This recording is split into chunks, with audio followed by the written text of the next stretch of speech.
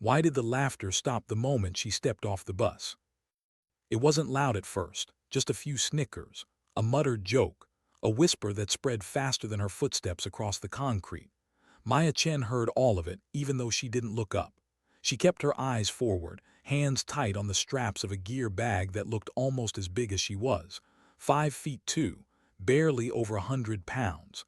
The smallest frame in a sea of bodies that all seemed carved from stone. Someone behind her said it out loud. "You gotta be kidding me." She didn't react. She learned a long time ago that reacting gave people what they wanted: attention, power, permission. The Marine Corps recruit depot stretched ahead of her, rigid and symmetrical like a place designed to erase softness. Flags snapped in the wind. Orders echoed. Boots hit pavement in perfect rhythm. Everywhere she looked, men taller, heavier, louder. Men who took up space without asking. Maya moved through them like water through cracks. She had grown up learning how to do that. At processing, a man built like a refrigerator turned around and looked down at her, smiled like this was already a joke he was enjoying. "You lost, sweetheart." "No." His grin widened. Girl Scouts meet down the street. Laughter rippled. Maya met his eyes for half a second, long enough to register the imbalance in his stance. The soft hands, the confidence built on size alone. Chicago had taught her how to read men fast. "Marcus Reed," he said, uninvited. "Linebacker, Texas A&M." Maya Chen, Chicago. The word Chicago changed the air, just a little. The laughter didn't disappear, but it hesitated. That night, lying on her bunk, Maya stared at the underside of the metal frame above her and listened to strangers cry into their pillows. She didn't cry. She rarely did anymore.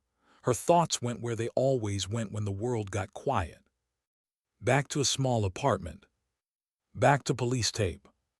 Back to her grandmother's hands, steady, scarred, unshaking. "You will not die like your parents," her grandmother had told her in broken English, gripping Maya's wrists. "I teach you how small people survive." Maya had been 8. She fell asleep, remembering the first time she learned how to make a larger body fall. Why did she struggle when no one else did? The first week broke people. Muscles screamed, pride collapsed. Maya let it happen. She finished last in runs, took longer on walls, slipped just enough during drills. Pixie, they called her. The nickname stuck. During combat training, instructors paired her with men they thought were safe. Men who smiled kindly. Men who held back. Men who won just enough to look impressive without hurting her. Maya cataloged everything. Foot placement. Breathing patterns. Overconfidence.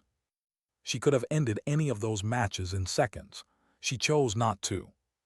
Staff Sergeant Kim noticed. "You're hiding something," Kim said quietly one afternoon, eyes sharp, voice softer than her reputation. "Be careful. Men don't like being embarrassed." Maya nodded. She already knew. The harassment grew bolder. Missing gear, extra punishment, whispered insults that followed her like shadows. Even the woman she bunked beside started keeping her distance. "I'm sorry," the woman whispered once. "They target anyone close to you." "I understand," Maya said, and she meant it. That night, alone in the bathroom long after lights out, Maya trained. Silent, controlled, movements passed down through generations, techniques meant for survival, not sport. Her grandmother's voice echoed in her mind. "Bend first, break later." What happens when the underestimated stop pretending? The announcement came in the 5th week. Full evaluations. Full contact. Everyone watching. Maya didn't sleep much the night before, not from fear, from memory. She wrote a letter she never planned to send, folded it, slid it under her pillow. "Tomorrow they learn who I am." The gym fell quiet when her name was called, then loud again when her opponent was announced. "Reed." The laughter returned, sharper now, crueler. "Make it quick," Reed whispered, towering over her. Maya didn't answer. The whistle blew. Reed charged. And then he was on the ground. 7 seconds, that was all it took. The sound his body made hitting the mat didn't match the silence that followed. Maya stood still, breathing steady, eyes calm like nothing extraordinary had happened. People stared like reality had shifted sideways.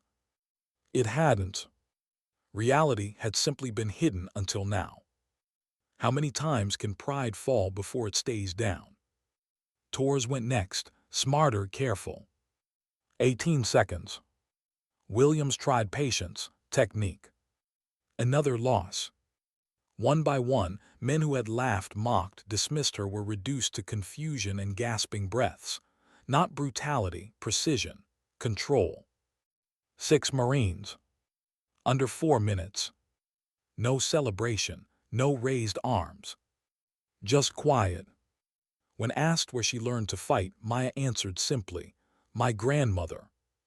That night apologies came, awkward, genuine, some shaken, some humbled.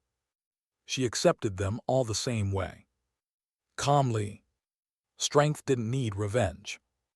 What changes when respect replaces fear? The barracks felt different, quieter, heavier. People looked at her like they were seeing her for the first time and realizing how wrong they'd been. Reed apologized fully, no excuses.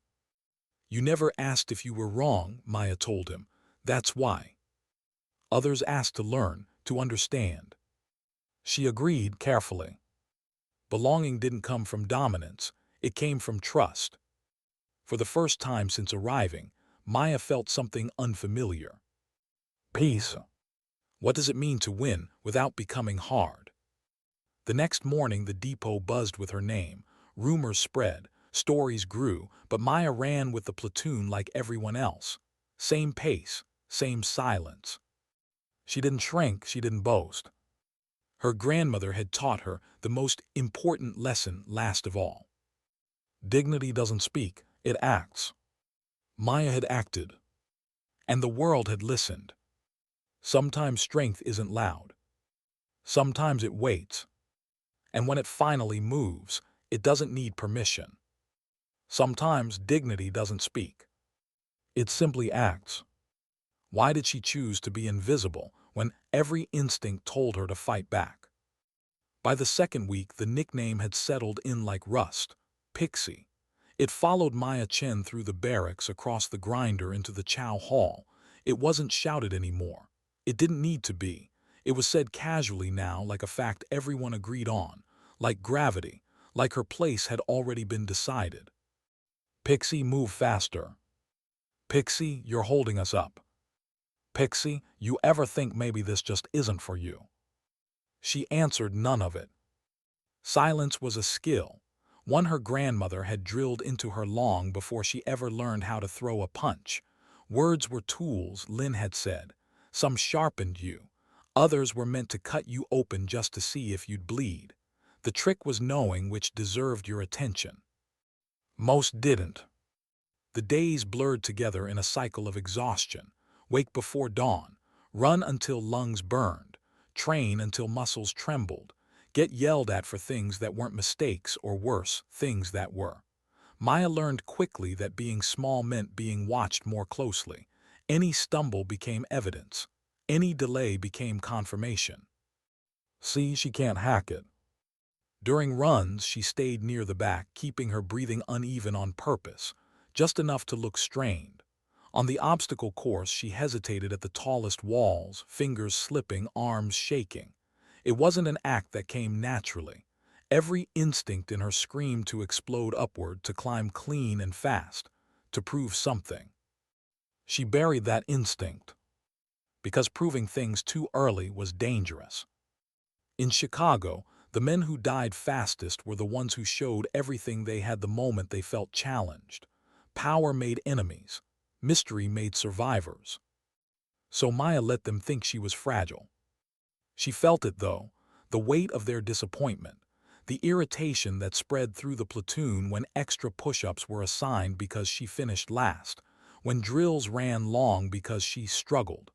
The resentment had an edge to it now. Not just mockery, Blame. One night in the chow hall, Tors sat down across from her uninvited. His tray clattered louder than necessary. He didn't look angry. That made it worse. "No offense," he said, lowering his voice, "but you're hurting the rest of us." Maya kept eating. "This place isn't charity," he continued. "Everyone pulls their weight or they don't belong." She swallowed, looked up. "I completed the course." "Barely." Silence stretched. "Knowing your limits isn't weakness," Tors added, like he was doing her a favor. "Quitting before you get someone hurt might actually be brave." Maya nodded once, not agreement, acknowledgement. He walked away feeling generous, like he'd helped. She sat there long after, appetite gone, jaw tight. That night she lay awake listening to someone quietly sob 2 bunks over. Another recruit cracking under the pressure. Another dream dissolving in the dark. Maya felt something twist in her chest, not fear, not regret. Loneliness. Strength didn't make you immune to that. Her grandmother had trained her body, but loneliness was its own opponent. During hand-to-hand sessions, instructors paired her with smaller men. Men told to go easy. Men who smiled apologetically before throwing half-speed punches. Maya matched them. She blocked late, countered predictably, lost on points. Inside she counted heartbeats, not hers, theirs. Rodriguez dropped his left hand after combinations. Williams shifted his shoulder before throwing power shots.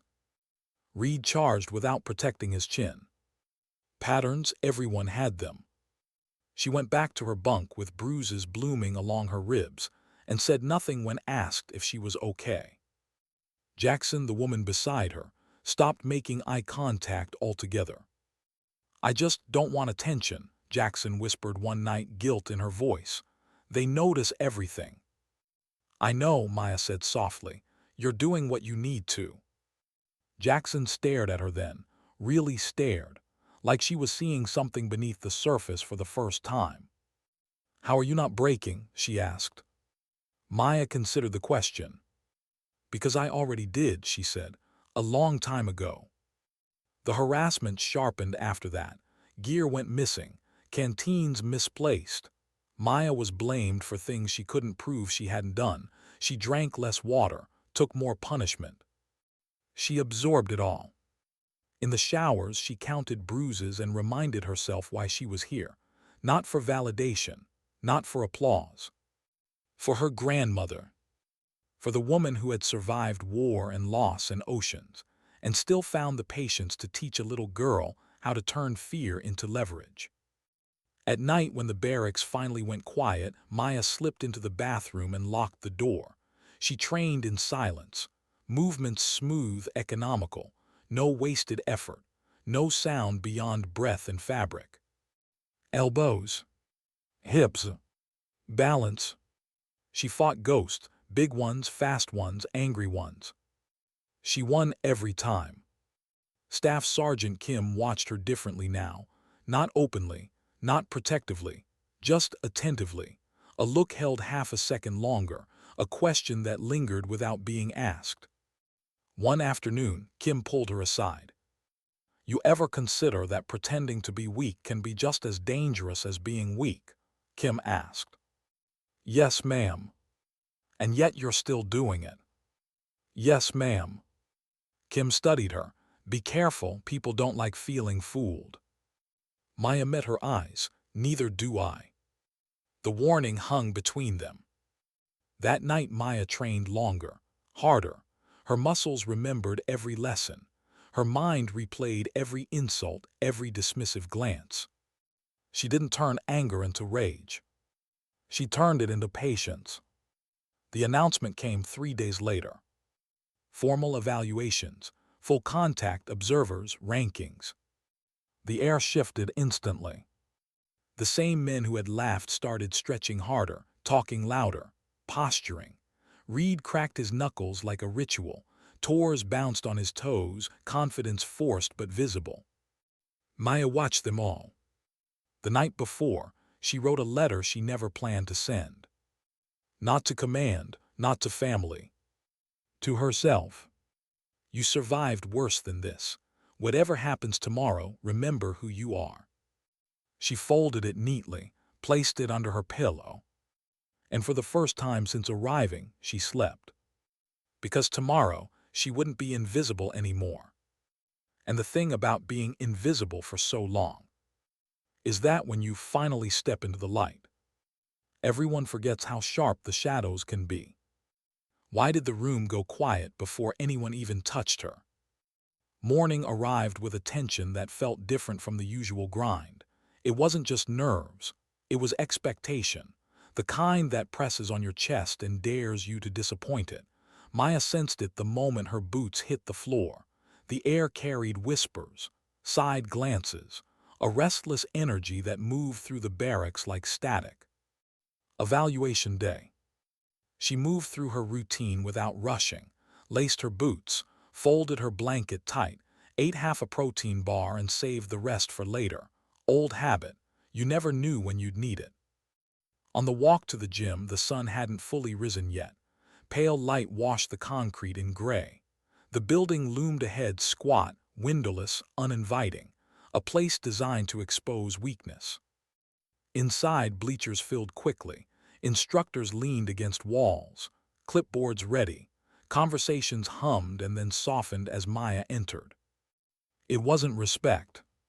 It was curiosity. Reed stood near the center mat, rolling his shoulders, jaw set. He looked relaxed in the way men did when they'd already decided how something would end. When he caught sight of her, he smiled, quick, dismissive. "Don't worry," he said under his breath as she passed. "I won't hurt you." Maya didn't slow down. She removed her jacket, set it neatly aside, and stepped onto the mat. The surface was cold through the soles of her shoes. She centered herself, inhaled, exhaled. Somewhere in the crowd, someone snorted, someone else laughed. The whistle hadn't blown yet, but the story had already been written in their heads. Staff Sergeant Kim's voice cut through the noise. "This is a controlled evaluation. You fight until the whistle. You stop when it blows, understood?" "Yes, ma'am," they answered in unison. Maya glanced at Reed's feet, wide stance, weight forward, aggressive. "Good." The whistle shrieked. Reed lunged. It was fast, faster than people expected from a man his size. His shoulder dropped, hands reaching to clinch to overpower. The crowd leaned forward as one. Maya didn't retreat. She pivoted half a step, just enough. His momentum carried him past center. Her foot hooked his ankle. Her hip turned. Her arm guided, not forced. The move was so clean, it barely looked violent. Reed hit the mat hard, the sound sharp and final.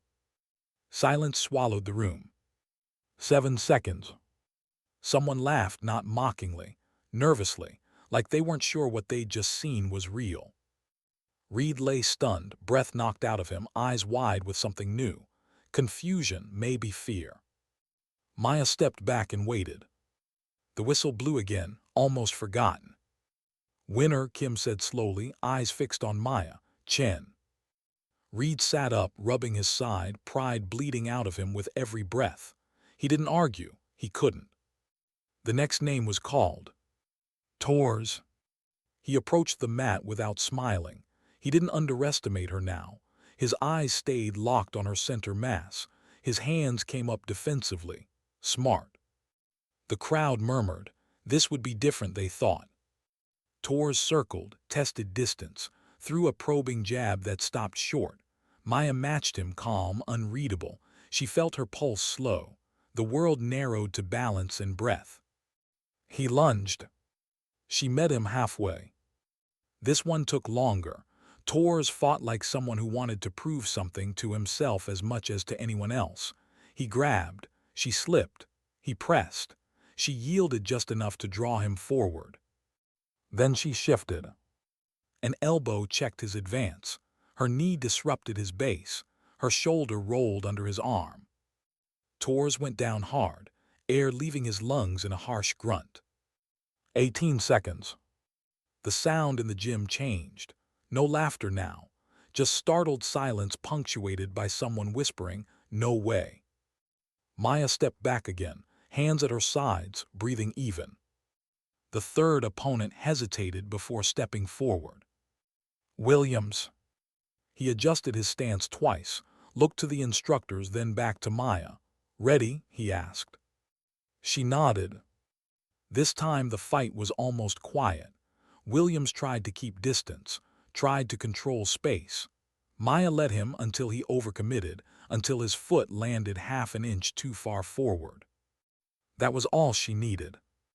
A twist, a sweep, a controlled takedown that ended with her pinning him, pressure applied with precision that spoke of deep knowledge, not brute force. The whistle blew. Williams stared up at the ceiling, chest heaving, pride cracked open. By the fourth fight, the gym felt unreal. Time stretched and compressed all at once, faces blurred, sounds muted. Maya didn't feel triumphant. She felt focused. Rodriguez came at her angry, sloppy, power over technique. He swung wide, telegraphing every move. She slipped inside his reach and used his strength against him. He hit the mat in under 30 seconds, swearing under his breath not at her, at himself. The fifth fight was almost anticlimactic. The man barely tried to engage.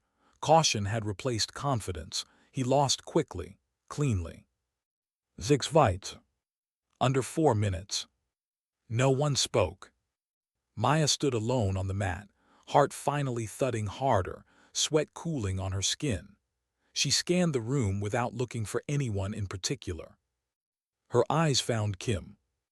The staff sergeant's expression was unreadable, not shock, not anger. Recognition. "Enough," Kim said at last. Evaluations concluded. Only then did the room exhale. Whispers erupted, questions, rewritten stories. Reed approached her slowly, posture different now.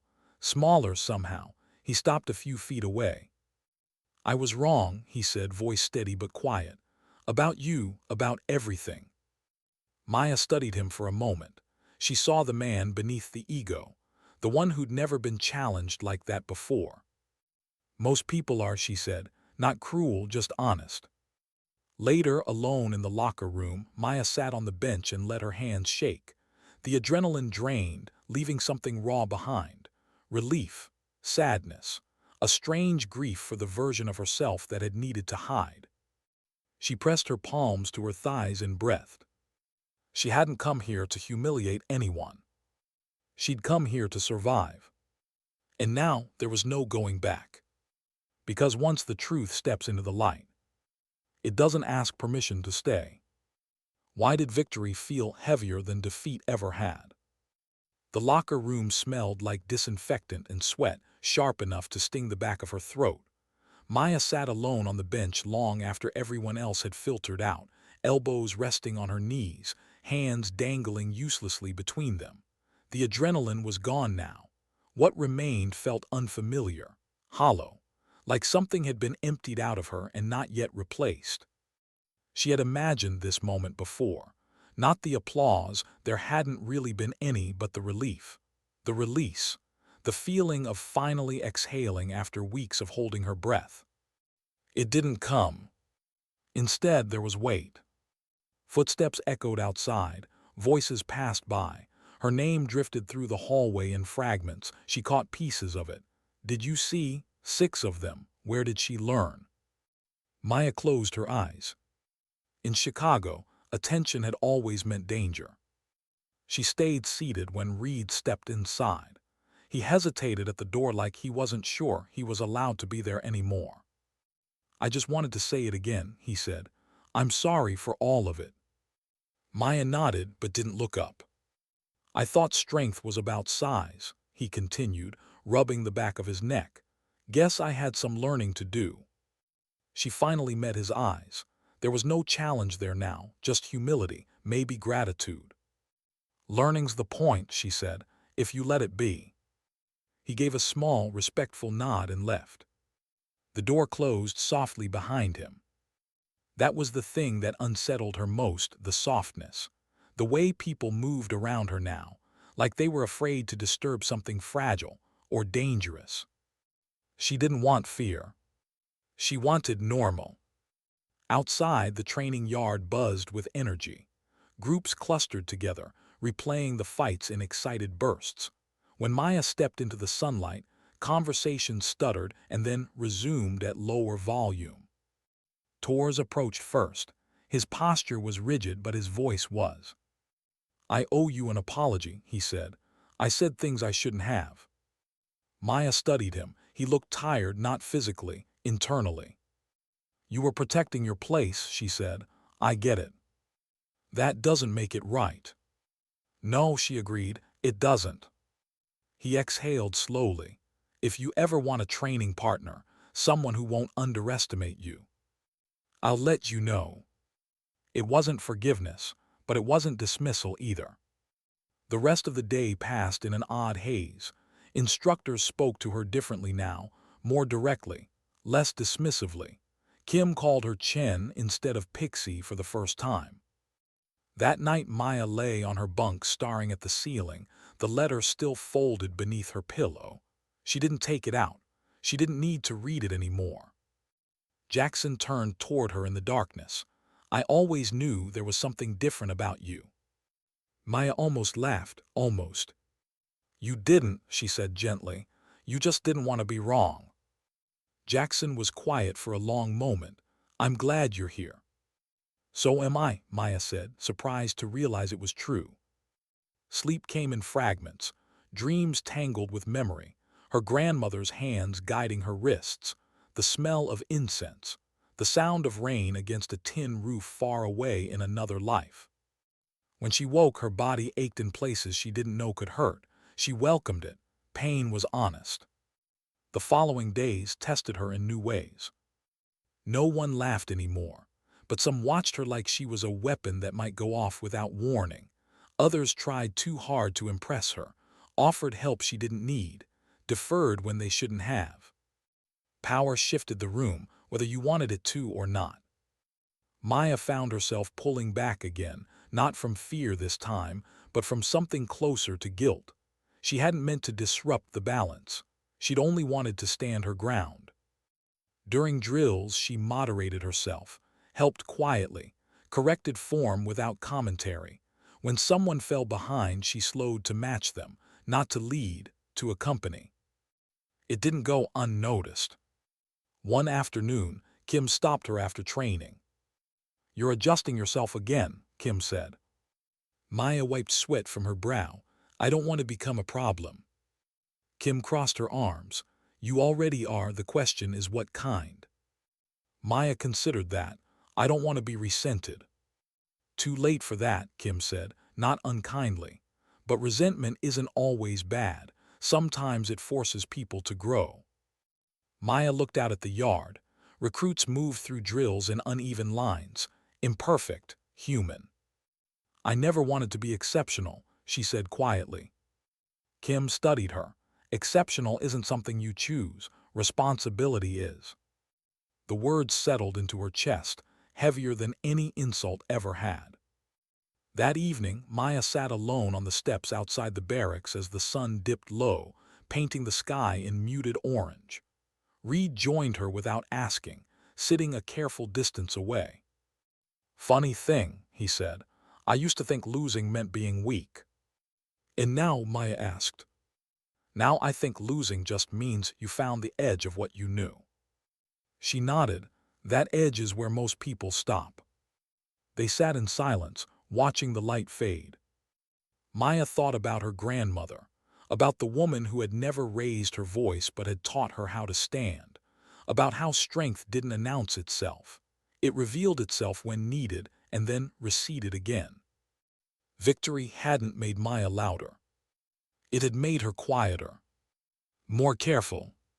Because the hardest thing about being strong is learning how not to let it harden you. And she wasn't done learning yet.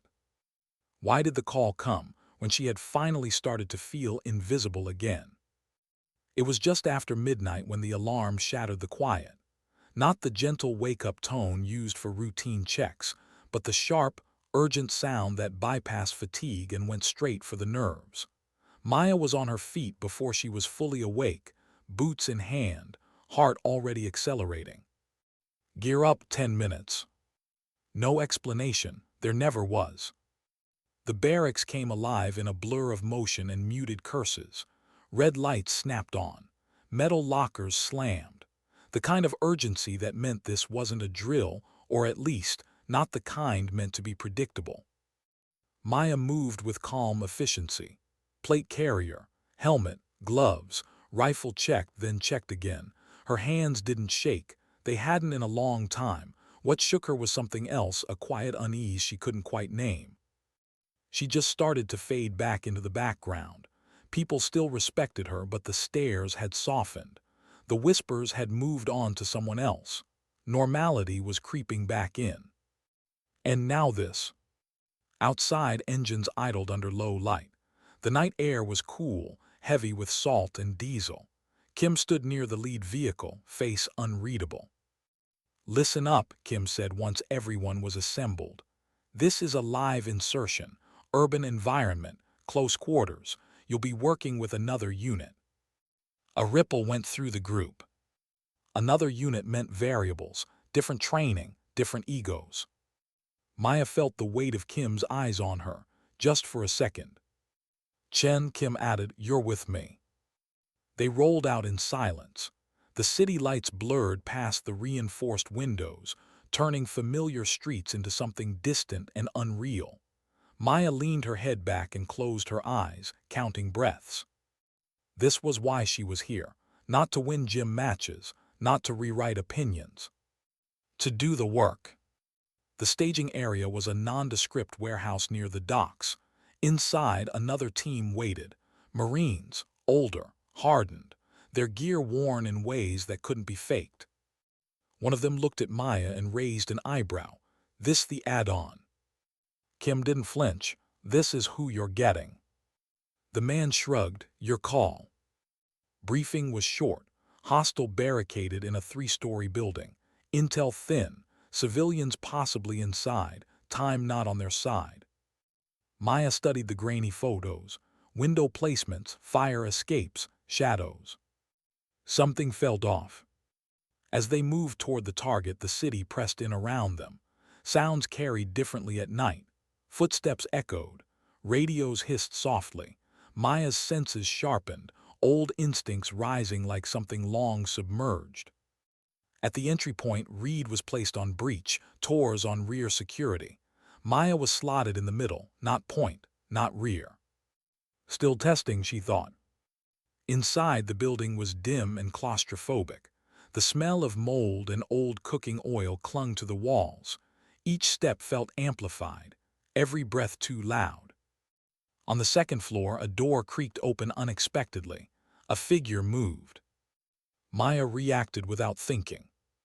She grabbed Reed's vest and yanked him back just as a shot rang out, the round shattering tile where his head had been a heartbeat before. Chaos exploded. Shouting, movement, return fire. They cleared the room fast. The figure dropped their weapon, hands shaking. A teenager, eyes wide with terror. Maya's chest tightened. They secured him gently. No unnecessary force, no triumph. On the third floor, the hostile was waiting. Smarter, quieter. He used angles, shadows, forced them to adapt. One wrong move could have turned deadly. Maya caught a glint in the dark, a reflection off metal where there shouldn't have been one. "Left," she whispered. "Hi." The call saved Torres from stepping into a fatal lane. The hostile went down without ceremony, controlled, final. After, the silence felt loud. Back outside, dawn threatened the horizon. The city looked ordinary again, innocent. The Marine who'd questioned her earlier approached. "You see things fast," he said, not impressed, respectful. Maya nodded. Compliments slid off her easily now. As they loaded up, Reed leaned toward her. "You pulled me back." "You would have done the same," she said. He didn't argue, but they both knew the truth. On the ride back, fatigue settled in, heavy, earned. Maya stared out the window as the sky lightened. thinking about how easily everything could have gone wrong, how thin the line was between capability and catastrophe. She hadn't felt powerful inside that building. She felt necessary, and that felt better than victory ever had. Because real strength isn't proven under lights or applause. It's revealed quietly, when the cost of being wrong is everything, and you choose to be right anyway. Why did the quiet afterward feel louder than the mission itself? The sun was fully up by the time they returned. Morning routines had already resumed across the base, whistles blowing, boots pounding pavement, voices calling cadence like nothing extraordinary had happened in the night. Maya stepped out of the vehicle and felt a strange disconnect, like she'd crossed a border no one else could see. She moved through debrief on autopilot, facts, timelines, observations. Kim asked precise questions. Maya answered with equal precision. No embellishment, no emotion. That came later, it always did. When it was over, Kim dismissed the team with a nod. No speeches, no congratulations, just a brief look that lingered on Maya half a second longer than necessary. "You did good work," Kim said quietly. Maya accepted it with a small nod. Praise still felt like something she hadn't fully learned how to carry. The rest of the day passed slowly, too slowly. Training resumed but at a reduced tempo. Bodies moved but minds lagged. Maya felt it in herself, the slight delay between thought and action, the heaviness behind the eyes. She pushed through it. Muscle memory filled the gaps. In the late afternoon, she found herself back at the gym. Not for drills, not because she'd been told to be there, just because. The mats were empty. The space smelled faintly of rubber and cleaning solution. Sunlight streamed through high windows, catching dust motes in the air. Maya stood in the center and breathed. This was where everything had changed. She closed her eyes and replayed the night. The flash of movement, the sound of the shot, Reed's weight as she pulled him back, the teenager's trembling hands. She sat down slowly, legs crossed, palms resting on her knees. In Chicago, there had been no debriefs, no acknowledgement. You survived or you didn't. Trauma didn't get names. It just settled into your bones and waited. Here, at least, there was structure, purpose. Footsteps echoed softly. Maya opened her eyes to see Jackson standing a few feet away, hesitant. "I figured you might be here," Jackson said. Maya gestured to the mat beside her. "Sit if you want." Jackson did. They sat in companionable silence for a while, the kind that didn't ask anything of you. "You scare people," Jackson said finally. Not accusing, just honest. Maya smiled faintly. "I know. But not in the way they say," Jackson continued. "It's more like you remind them of something they don't want to look at." Maya thought about that. "Limits," she said, "or the lack of them." Jackson nodded. "Watching you fight, it made me realize how much I hold back, not because I can't do more, but because I'm afraid of what happens if I do." Maya turned toward her. "What do you think happens?" Jackson swallowed. "People expect more all the time." Maya's voice was gentle. "They already do." That night Maya wrote another letter, this one shorter, this one different. She didn't hide it under her pillow. She left it folded on the small desk by her bunk. "I am not here to be small anymore. I am here to be honest." The days that followed were quieter. The evaluations faded into memory. The mission became another line in a growing list. Life moved forward the way it always did, unevenly, imperfectly. Maya found her place. Not at the front, not in the shadows. In the spaces between. She trained others without announcing it. Corrected grips, adjusted stances, shared breathing techniques late at night when sleep wouldn't come. She didn't talk about Chicago. She didn't talk about her grandmother. But sometimes when someone struggled, she'd place a steady hand on their shoulder and say, "Again, slower this time." And somehow that was enough. Weeks later, during a routine run at dawn, Reed fell into step beside her. They didn't speak for a while, just ran, matching pace, equal stride. "You know," he said eventually, breath steady, "I used to think respect was something you took." Maya kept her eyes forward, and now? Now I think it's something you earn by how you treat people when you don't have to prove anything. She nodded. That's closer. As the run ended, Maya slowed, letting the others pass. She watched them, men and women pushing themselves, stumbling, rising, all carrying something unseen. She thought of her grandmother again, of the woman who had crossed an ocean with nothing but resilience and patience, who had taught her that strength wasn't about winning fights. It was about choosing when not to fight. Maya Chen had crushed 6 Marines in one move. But that wasn't what defined her. What defined her was restraint, awareness, the quiet refusal to become what the world expected, whether that expectation was weakness or dominance. She didn't need laughter to stop anymore. She didn't need approval. She had learned how to stand in her own space without shrinking or expanding it. And that was enough. Because sometimes the strongest people don't raise their voices. They raise the standard simply by how they move through the world. Sometimes dignity doesn't speak. It simply acts.